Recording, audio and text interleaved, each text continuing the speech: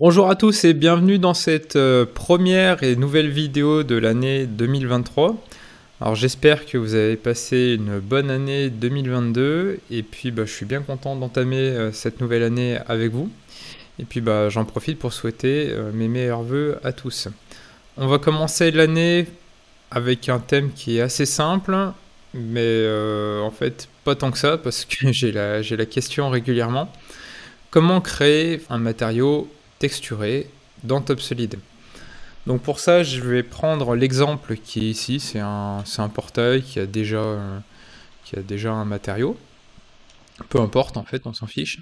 Et je vais vous montrer toutes les étapes pour pouvoir créer votre matière texturée. La première, ça va être de télécharger les textures.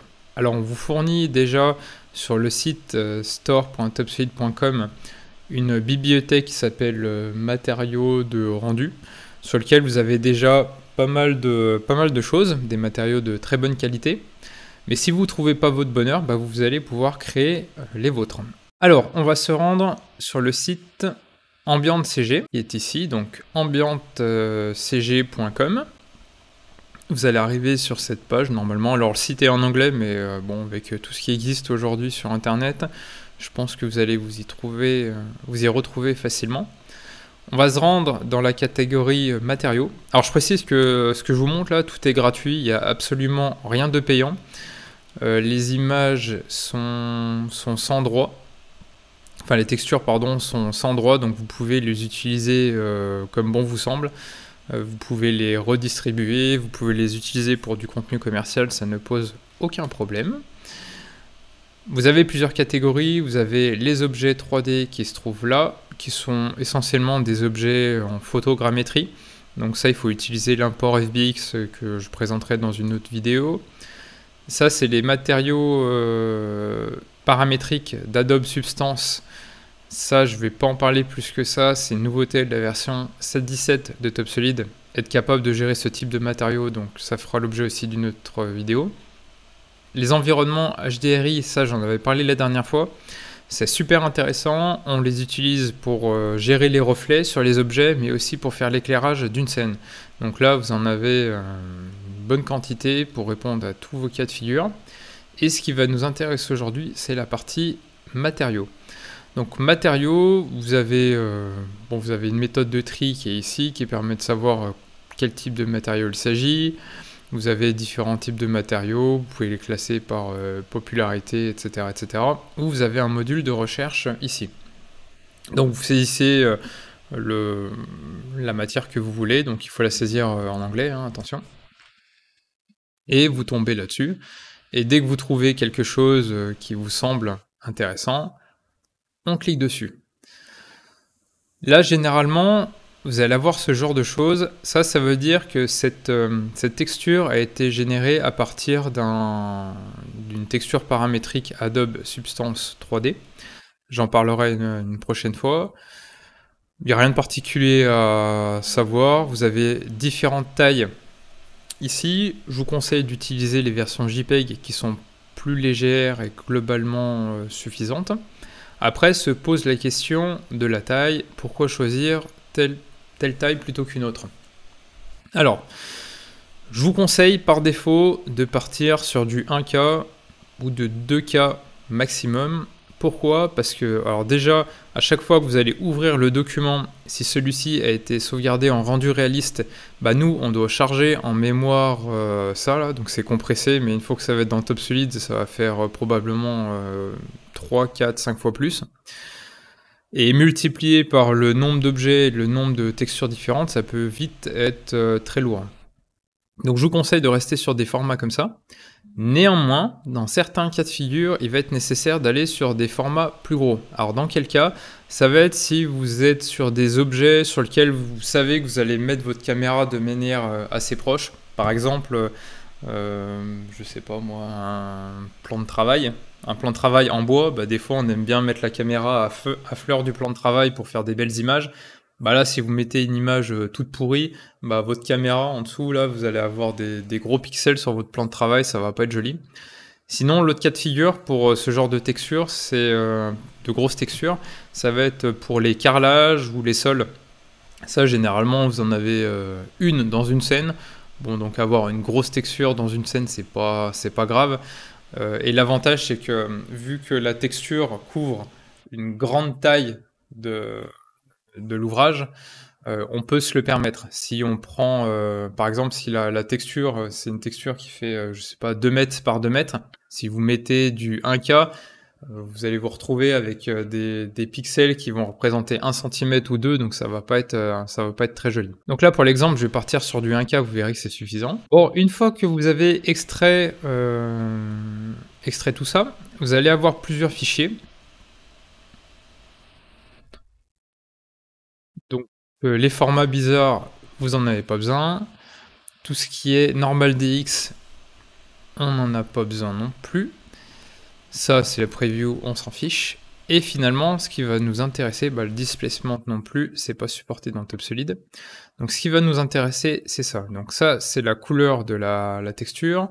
Ça, c'est la roughness, on va dire que ça va gérer les reflets à peu près. Ça, c'est ce qui va donner de la métallicité à la texture. Et enfin, normal, c'est ce qui va gérer le relief. Et c'est ces 4 maps qu'il va falloir importer dans TopSolid et qui va faire que votre texture sera belle et qu'il n'y aura pas besoin de réglage. Donc maintenant, on va passer dans TopSolid. On va aller dans notre projet. On va créer un nouveau dossier. On va lui donner le nom de la matière. On va aller dans Documents. On va se rendre dans Avancer et on va cliquer sur Texture. Là, il va falloir créer 4 textures. Alors je suis désolé de TopSolid en anglais et j'ai la flemme de redémarrer, donc il va falloir faire avec.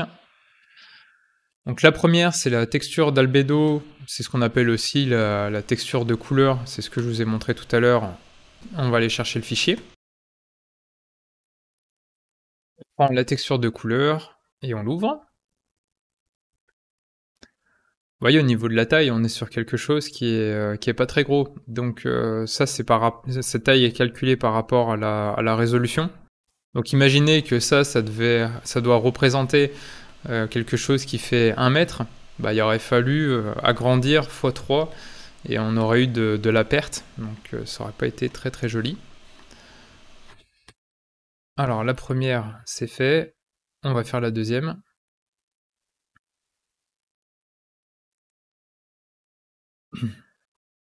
On va prendre la roughness en anglais, donc c'est la rugosité en français. Voilà. On pense à la renommer. Hop là.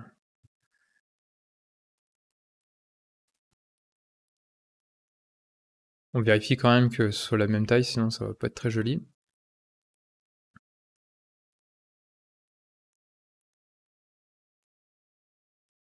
On continue. Ensuite, on va avoir la map de métallicité, donc metalness en anglais.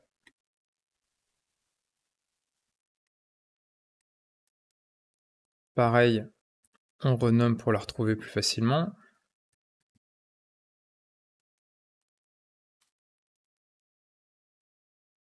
Et il reste la dernière, c'est la map de normal.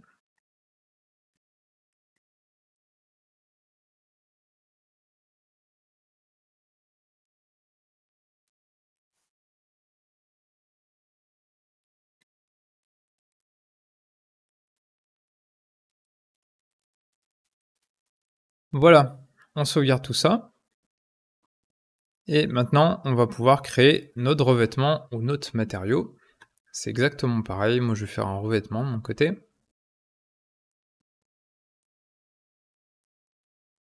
Vous donnez un nom, une désignation à votre revêtement. Vous renseignez éventuellement les caractéristiques. Si c'est un matériau, il faudra renseigner les caractéristiques comme la masse volumique et compagnie. Et ensuite, on se met en mode PBR et on va aller chercher nos petites textures.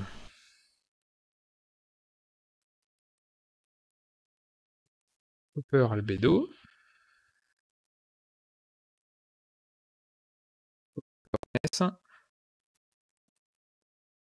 Copper Metalness et Copper normal.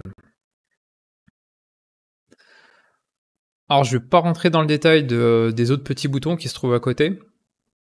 Si vous êtes sous maintenance de TopSolid, il faut savoir que sur, learning.topsolid.com, vous avez des tutoriaux avancés sur, l'utilisation de ces bêtes là.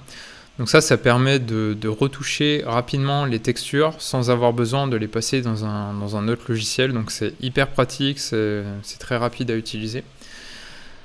Là, dans le cas présent, on va pas forcément les utiliser, il n'y a pas besoin. On va juste sauvegarder notre revêtement. Et j'ai envie de dire, bah, c'est terminé, vous n'avez plus rien à faire. Il ne reste plus qu'à prendre votre ouvrage. Moi, je vais tout sélectionner. On va faire glisser le revêtement.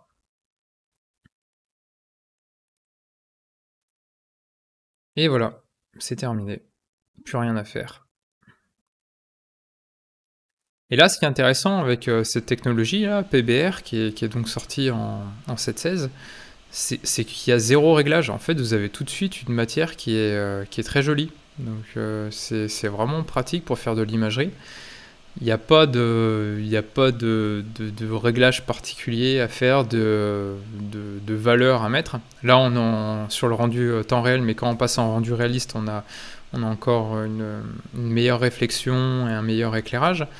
Mais ce que vous avez sur le site de Ambient CG, vous aurez exactement la même chose dans TopSolid.